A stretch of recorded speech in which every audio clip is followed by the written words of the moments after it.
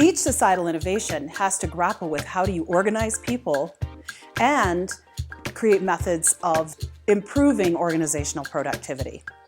Today's companies are in the midst of exactly that kind of innovation. So for example, holacracy, which is a burgeoning method of self-management that's been made popular in the digital era, or even Agile itself as a software development process to create a customer-centered, innovation, team-oriented way of working that steps aside from traditional hierarchy.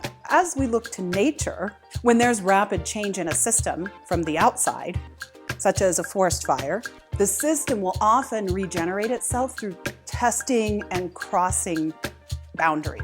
So for example, after a forest fire, new growth often happens on the fringes of the system, or the species within the system will quickly evolve new characteristics in order to adapt to the new conditions. In organizational life, the decomposition of hierarchy often happens more easily in entrepreneurial cultures. Zappos, for example, has completely eliminated hierarchy and is probably one of the most famous working examples of a large organization deploying holacracy. There are no managers, only influencers and collaboration to drive performance. They still haven't worked out all the bugs, but that's what happens with the experimentation process during a massive societal change. And yet, even there, Zappos and other entrepreneurial companies, very difficult to overcome the mindsets of patriarchal hierarchy, whether it's nonprofit, corporate, or community. And most modern organizations just have not created the proper communication systems to embrace and encourage this style of emergent leadership.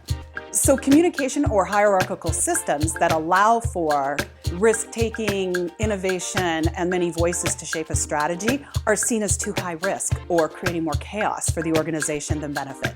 However, with proper training, they actually speed up agility and the ability to serve directly your customers in a more fluid way.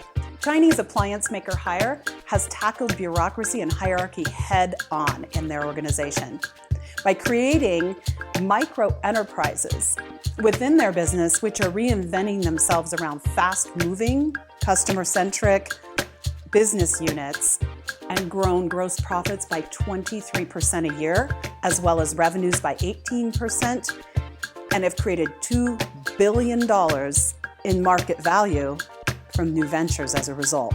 Here's a few key lessons from Haier and other companies that are doing this.